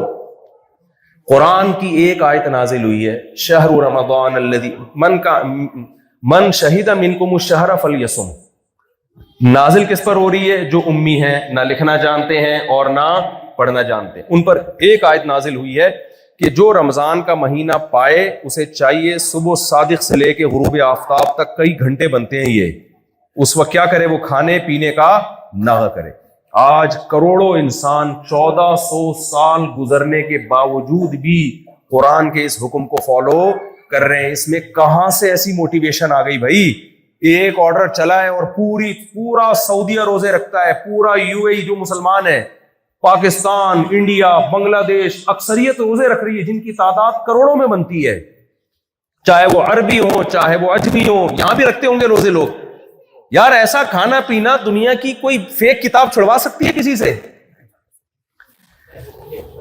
ناممکن ہے. یہ اتنی طاقت اور اتنی زبردست موٹیویشن کسی جھوٹی کتاب میں نہیں ہو سکتی، ناممکن ہے. نماز کو دیکھ لو، وضو کروایا، اس وقت سے 1400 سال سے مسلمان نماز سے پہلے کیا کرتے آ رہے ہیں؟ وضو کرتے آ رہے ہیں. ورنہ 5 ٹائم کسی ڈاکٹر کو بولو کہ کسی سے منہ دھلوا کے دکھا دے، نہیں دھلوا سکتے. تو کس قدر، یعنی جتنے بھی حکام، جو بھی اسلام آج دنیا میں زندہ ہے، آپ حج کو دیکھ لو، کروڑوں لوگ اگر ہر سال کے حساب سے دیکھا جائے تو چند سالوں میں کروڑوں لوگ حج کر کے آ جاتے ہیں. آپ کا کیا خیال ہے وہاں جا کے ان کو پیسے ملتے ہیں کیا؟ کسی قوم کا تہوار اور عبادت اتنی مہنگی ہے جتنی مسلمانوں کی ہے؟ مجھے بتاؤ نا. کسی قوم، کوئی بھی دنیا کی قوم جو کسی مذہب کو فالو کرتی ہے، بھائی ادھر توجہ رکھیں، بچوں کو تھوڑا کنٹرول کریں. دنیا کی کوئی بھی قوم، یہ کھانا شانا بعد میں لگا دیں تاکہ بیان میں ڈسٹربنس نہ ہو، بیان میں لوگ ڈسٹرب نہ ہو. تو کیونکہ کھانا آئے گا نا تو پھر آپ کا بھی دل ادھر جائے گا، میں بھی ادھر، میرا بھی دل ادھر جائے گا. ہم سب مسلمان ہیں، آپ کو پتہ ہے. تو جتنا خرچہ مسلمانوں کے تہواروں پر ہوتا ہے اور حج پہ ہوتا ہے، دنیا کے کسی مذہب کے ماننے والوں کی عبادت پہ اتنا خرچہ نہیں. آپ بتاؤ کسی ہندو کو کہ ہم جو حج کرنے جاتے ہیں نا 15 لاکھ میں ہو رہا ہے. کرتے کیا ہیں وہاں جا کے اللہ کے گھر کے گرد گھومے, عرفات میں اسٹے کیا, دھوپ میں کھڑے ہوئے, اور اس کا صلہ کیا ملتا ہے؟ 15 لاکھ خرچ کرنے کا صلہ ملتا ہے کہ جو بال لے کر گئے تھے وہ وہاں چھوڑ کے واپس آ جائے, سر مڈا کے آتے ہیں. اللہ میاں بھی کہتے ہیں اب تم حج کر کے آئے ہو, انعام کیا ملے گا؟ ٹینڈ کرا کے آؤں گا. تھوڑی سی جو پرسنالٹی تھی اس کی بھی ایسی کی کیسی ہو, ٹینڈ کرا کے آؤ گے وہاں سے, ورنہ احرام کھلے گا نہیں تمہارا. قربانی کے الگ خرچہ, اور جو ٹینشن ہوتی ہے وہاں چلنا, کتنا کراؤڈ, کیا ہے وہی قرآن نے ایک دفعہ کہہ دیا وَلِلَّهِ عَلَى النَّاسِ حِجُّ الْبَيْتِ, لوگوں پر لازم ہے اللہ کے لیے میرے گھر کی زیارت کریں. کروڑوں اربوں لوگ اور کروڑوں لوگ گئے اور اللہ کے گھر کی زیارت آج بھی کر کے آ رہے ہیں, اتنی بے دینی کے باوجود ایک آیت پر عمل کرنے کے لیے.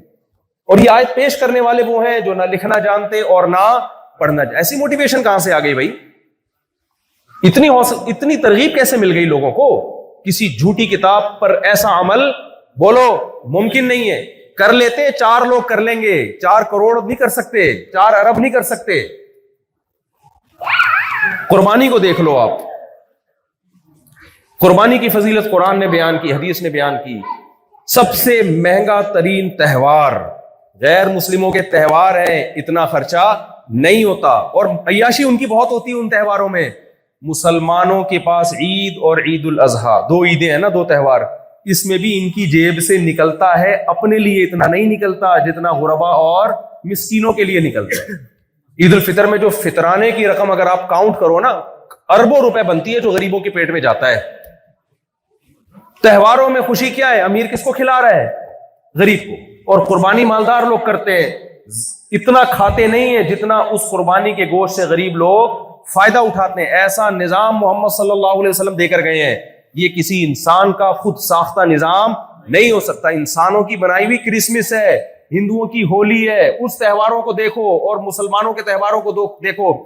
مسلمانوں کا تہوار محمد صلی اللہ علیہ وسلم نے پیش کیا, جو نہ لکھنا جانتے اور نہ پڑھنا جانتے اور تہذیب یافتہ قوم میں پیدا ہی نہیں ہوئے. کیسا بہترین تہوار دے کر گئے, کیسا بہترین وراثت کا نظام دے کر گئے, کیسا بہترین نکاح اور طلاق کا نظام دے کر گئے, کیسا بہترین نماز اور روزے کا نظام دے کر گئے. کسی ایک اسلام کے آرڈر کو, حکم کو اٹھا کے دیکھو, اس سے بہتر حکم پوری دنیا کی کسی قوم کے, کسی مذہب کے پاس آپ کو اس کا عشر عشیر بھی نہیں ملے گا. اس کے ہم پلہ ہونا تو دور کی بات ہے. کسی آرڈر کو اٹھا کے دیکھ لو آپ. ایک لبرل سیکولر آدمی نے اعتراض کیا, اس نے بولا یار یہ کیسا نظام ہے, مسلمان لوگ بیوی کو 3 طلاق نکالتے ہیں, اتنا مضبوط رشتہ ہمیشہ کے لیے ختم ہو جاتا ہے, یہ کوئی نظام ہے؟ تو میں نے ان سے کہا, میں نے کہا تفصیلی دلیل تو بعد میں پیش کروں گا, مجھے ایک بات بتاؤ, مسلمانوں کے فیملی سسٹم میں فیملی کو توڑنا سب سے آسان, یہی اعتراض ہے نا.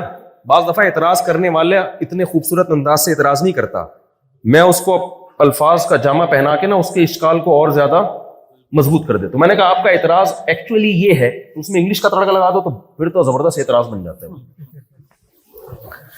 تو میں نے کہا آپ کا جو اصل اعتراض ہے نا وہ یہ ہے کہ مسلمانوں کا فیملی سسٹم کو توڑنا بہت کیا ہے آسان. 3 لفظ زبان سے نکالے اور ایسی کی تیسی, غصے میں نکال دیے, جذباتی میں نکال, یہ ہے, یہ نظام ہے جو 1400 سال کا. تو یہ دقیانوسی نظام اس زمانے میں بھائی نہیں چل سکتا. اتنا مضبوط رشتہ ہے, کورٹ میں غیر مسلموں کے ہیں تو کورٹ میں جاتے ہیں, جج پہلے 2 تھپڑ لگاتا ہے دونوں کو, سمجھاتا ہے محبت سے, پھر دیکھتا ہے نہیں بن پا رہی تو ڈاکومنٹس بنتے ہیں. یہ کیا کھڑے کر ٹھک ٹھک ٹھک ختم. میں نے کہا دیکھو تفصیلی دلائل تو میں اس پہ پورے بیان کر چکا ہوں اسلام کے نظام طلاق پر, کہ اس سے بہتر کوئی نظام ہو نہیں سکتا. اس کے جو آپ کو سائیڈ افیکٹ نظر آ رہے ہیں نا وہ اس لیے کہ آپ نے اس کی ڈیپتھ میں جا کے غور کیا نہیں ہے, اس کے فائدے آپ کی نظروں سے اوجھل ہیں.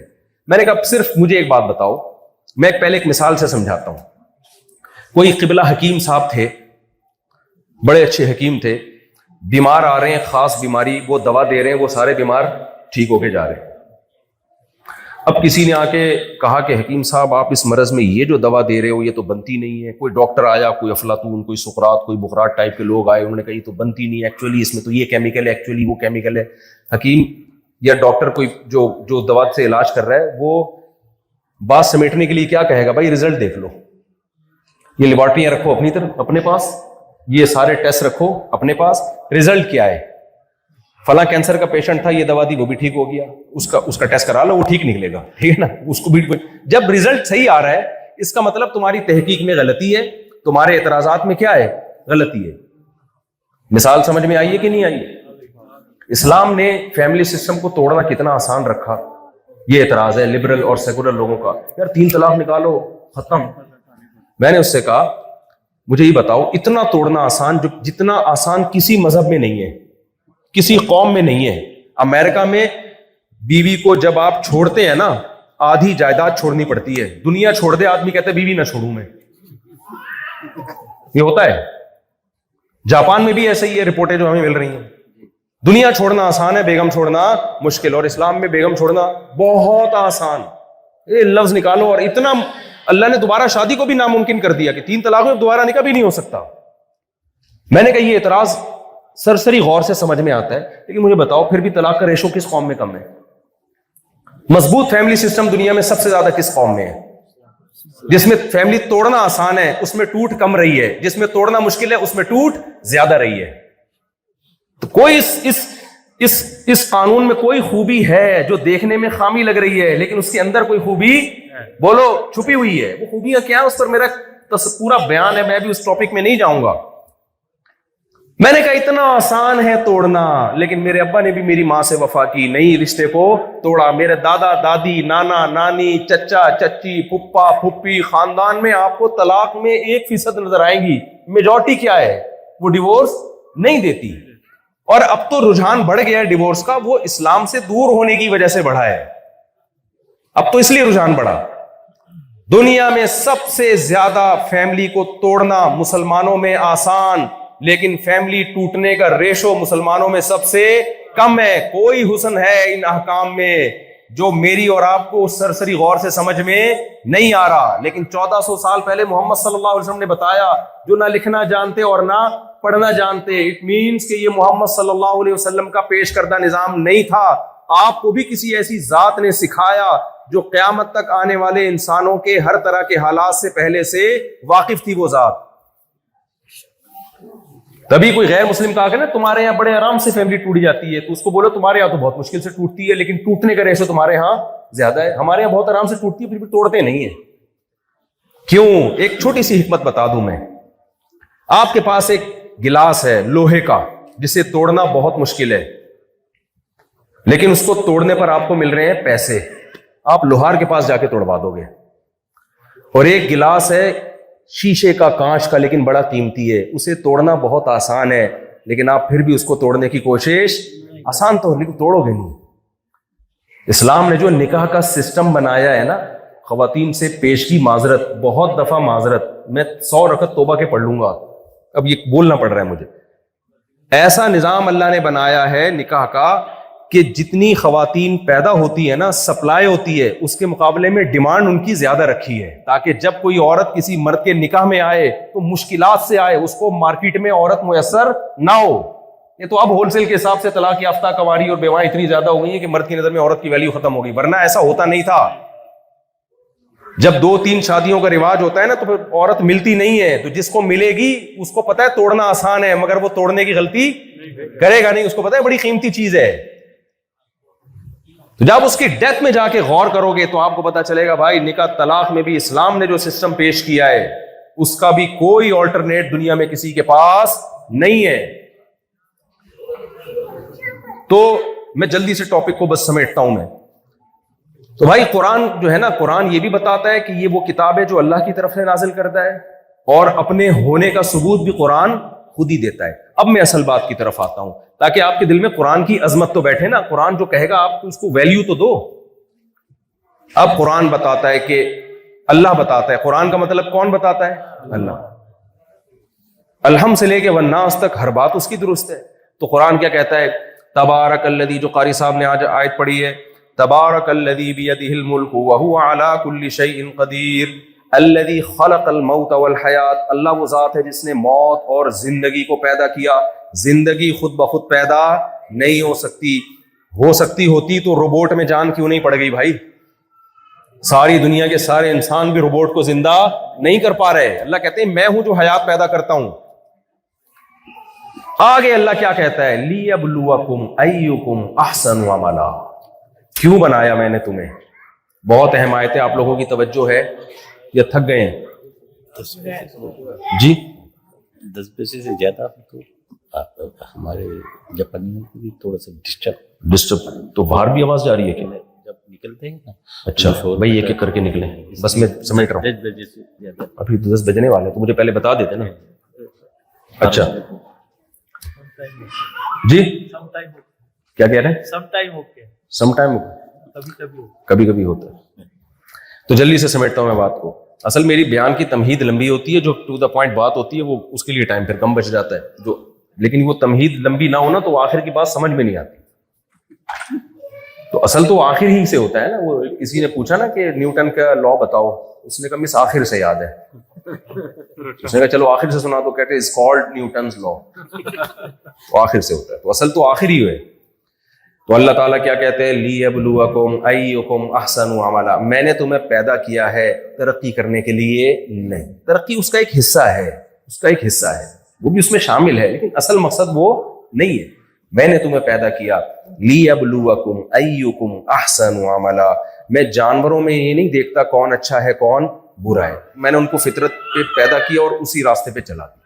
کتا اگر وفادار ہے تو قیامت تک وفادار ہی رہے گا، وہ بے وفا ہے کوئی جانور تو ہمیشہ کیا رہے گا؟ وہ بے وفا۔ کتے کو دم ہلانے پر ثواب نہیں ملتا، شیر کو بہادری پہ نشان حیدر نہیں ملتا، وہ گاڈ اس میں سافٹ ویئر بہادری والے ہیں۔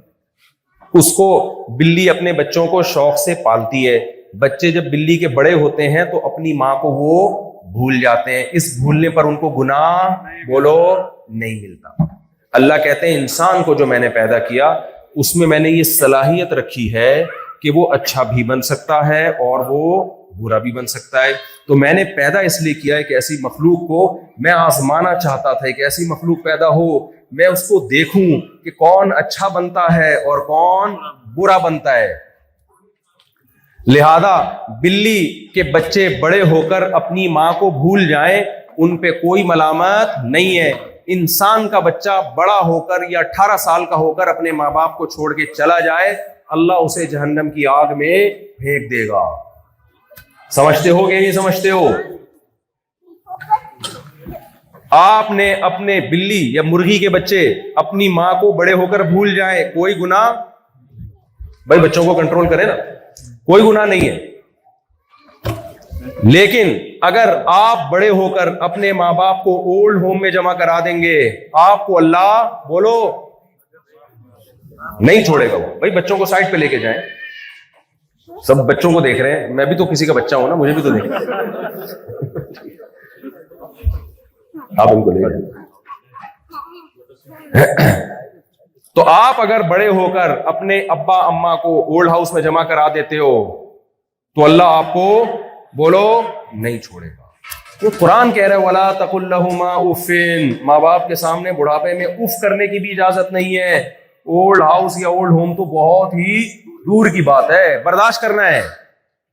نبی صلی اللہ علیہ وسلم جو میسنجر آف گاڈ ہے، آپ نے فرمایا اس پر اللہ کی لعنت ہو جس کو بوڑھے ماں باپ ملے بڑھاپے میں اور اس نے ان کی خدمت کر کے جنت کو اپنے اوپر واجب نہیں کر لیا، یعنی جنت کا اتنا بہترین آپشن جس نے ضائع کر دیا اولڈ ہاؤس میں جمع کرا کے یا گھر میں رکھ کے خدمت نہ کر کے، اس پر اللہ کی لعنت۔ میں اس کو مثال سے سمجھاتا ہوں، جیسے کوئی پاکستان میں نہ کمائے اس پر کوئی لعنت نہیں کر سکتا، نارمل ہے یار، اب بے روزگاری ہے، لیکن کوئی جاپان آئے اور یہاں بھی نہیں کما رہا، اس پر پاکستانیوں کی استغفر اللہ، لوگ کہتے ہیں نا کہ کیا ہو یار تمہارے پاس تو کمانے کا آپشن ہے، اتنی اچھی تنخواہیں، تم بھی اگر غریب ہو تو لوگ کہتے ہیں لعنت ہے، کہتے ہیں کہ نہیں کہتے؟ یار تو یہاں رہ کے بھی غریب ہے، کہتے ہیں نہیں کہتے؟ یار تف ہے تمہارے اوپر، لعنت کا لفظ ذرا گاڑا ہو جاتا ہے، تف ہے، کہتے ہیں کہ نہیں کہتے؟ تو بالکل یہی انداز پیغمبر صلی اللہ علیہ وسلم کہ اتنا بہترین آپشن تھا یار، وہ بوڑھے ہو گئے تمہاری زندگی میں اور اب تمہیں اپنے گناہ معاف کروانے کا موقع ملا ان کی خدمت کر کے، اور تم ان کی خدمت نہیں کر رہے اور جنت واجب نہیں کر رہے اپنے اوپر، تو نبی نے کیا فرمایا؟ اس پر اللہ کی لعنت ہو۔ اس چیز کی میرے بھائی جاپانیوں کو بھی کیا ہے؟ بہت شدید ضرورت ہے۔ یہ جو صحافی نے کالم لکھا تھا نا، جاپانیوں کو کیا سمجھانے آ رہے ہو؟ خالی لائن میں چلنا ہی سب کچھ نہیں ہوتا۔ وہ مجھے ایک لطیفہ یاد آ رہا ہے، ایک آدمی آیا کسی سے بائک مانگنے کے لیے، گاؤں میں کسی نے بائک خریدی، تو آپ کو پتا گاؤں میں کوئی کسی کو نئی چیز آئے نا تو ساری دنیا پیچھے پڑ جاتی ہے، یار وہاں جانا ہے، یار وہاں جانا ہے۔ تو لوگ آتے تھے، بھائی مجھے تھوڑی دیر کے لیے بائک مل جائے گی؟ मैं पेट्रोल डाल दूंगा। जब पेट्रोल डालने के ऑफर दे रहे तो कौन रोकेगा फिर, चल भाई ले जा। हर थोड़ी देर में कोई आता, भाई मुझे बाइक मिल जाएगी आपकी, मैं पेट्रोल में डाल दूंगा। एक दिन उसको गुस्सा आया, एक बंदा आया कहने भाई जरा बाइक चाहिए, पेट्रोल में डाल दूंगा। वो खाली डब्बा लेकर आया, बोला इसमें पेट्रोल डाल और इसको चला के ले। बाइक में सब कुछ पेट्रोल। तो भाई जापानियों से अगर आपका टाकरा हो ना तो आप उनको बताएं दुनिया में सब कुछ डिसिप्लिन नहीं होता, सब कुछ तरक्की नहीं होती, सब कुछ सेहत नहीं होती, और भी कुछ चीजें हैं। सबसे पहले आप बने क्यों हो, आपको अपनी मंजिल का तयन करना पड़ेगा, एक अहम बात। दूसरी बात यह कि अच्छा कामयाब है और बुरा क्या है, नाकाम है। अच्छे की डेफिनेशन क्या है, यह भी अल्लाह से पूछना पड़ेगा। आप एक्सप्लेन नहीं कर सकते, क्योंकि आज जो जिना करता है वो जिना को बुरा नहीं कहता, जो शराब पीता है वो शराब को बुरा नहीं कहता, जो माँ बाप को ओल्ड हाउस में, जापानी कहते हैं कि हम माँ बाप को ओल्ड हाउस में जमा करा के बुरा काम कर रहे हैं। वो कह रहे हमारे तो माँ बाप ने खुद बोला था, मैं डाला हूं वहां पे। भाई इसलिए बोला था कि उन्होंने अपने माँ बाप को खुद दाखिल किया, वो तो बोलेंगे। दुनिया में जो बुराई आम हो जाती है, लोग उस बुराई पे लेबल क्या लगा देते हैं, अच्छाई का। होमोसेक्सुअलिटी, जो लोग होमोसेक्सुअलिटी में पड़े हुए हैं वो इसको बुरा कहते हैं।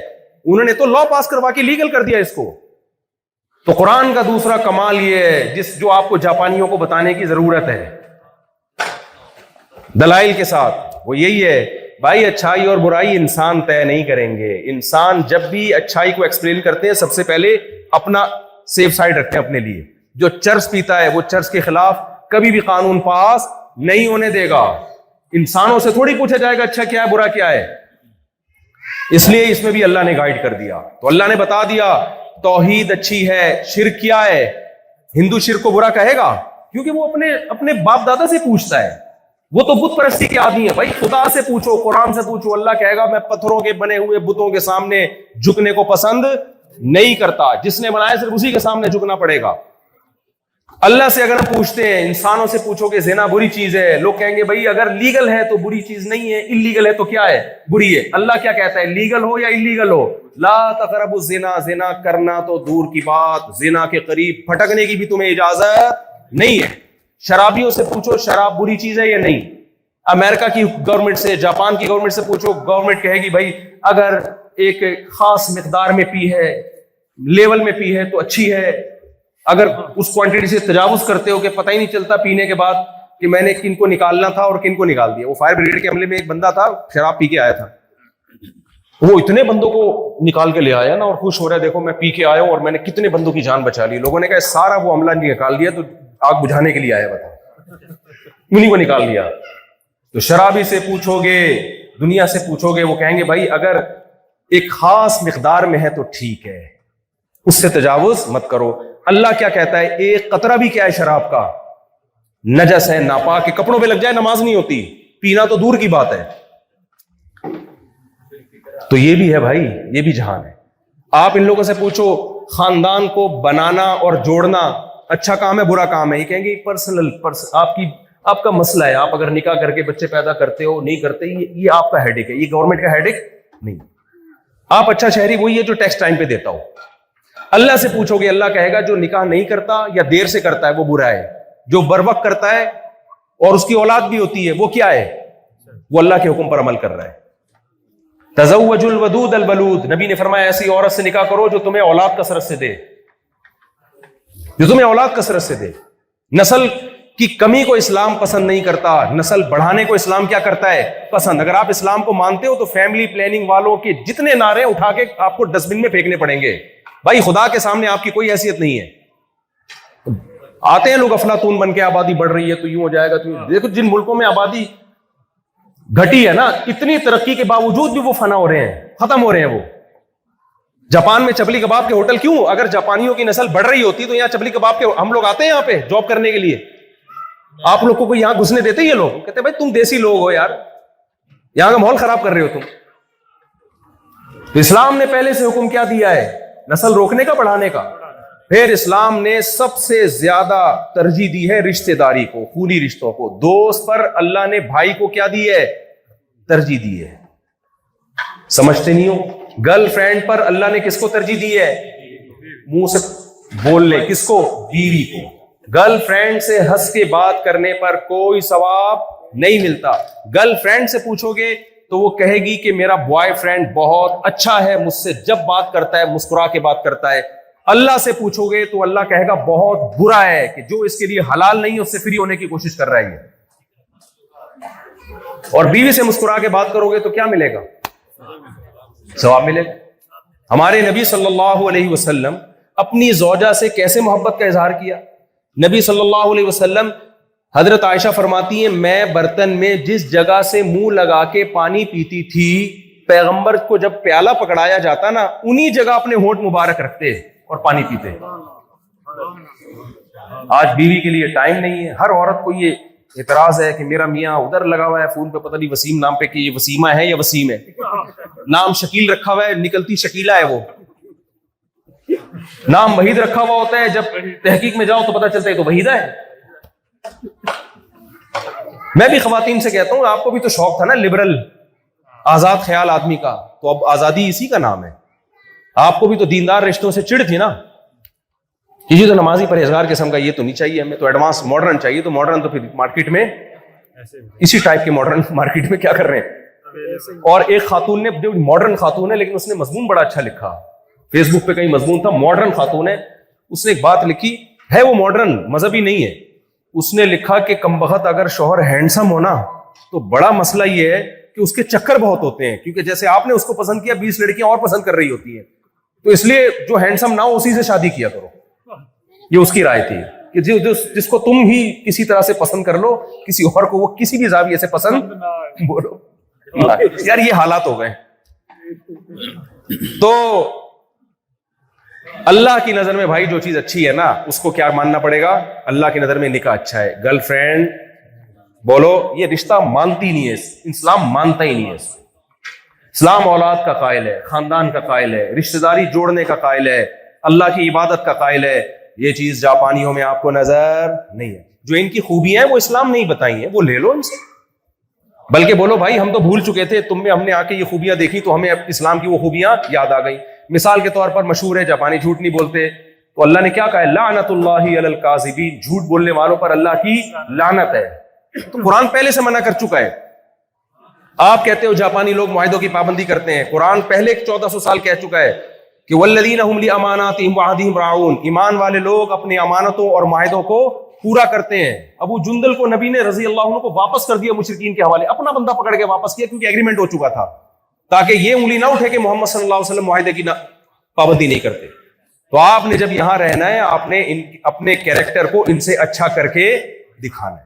ٹیکس پہ آپ نے پابندی سے دینا ہے، لا کو آپ نے ان سے زیادہ فالو کرنا ہے. یہ لوگ کہیں کہ یار یہ واقعی اسلام کو فالو کرتے ہیں. ایسا نہ ہو کہ آپ باتیں اللہ رسول کی کر رہے ہو اور جب قانون کی بات آئے تو صبح شام قانون کی دھجیاں اڑا رہے ہو. اس سے آپ لوگوں کو اللہ کے راستے میں سے روکنے کا سبب اور ذریعہ بن جاؤ. وقت میرے پاس چونکہ محدود تھا، 10 بجے انہوں نے بتایا کہ بیان ختم کرنا ہے آپ نے، اور 10:11 ہو گئے، اس لیے میں اپنی بات کو بس سمیٹ کے ختم کرتا ہوں.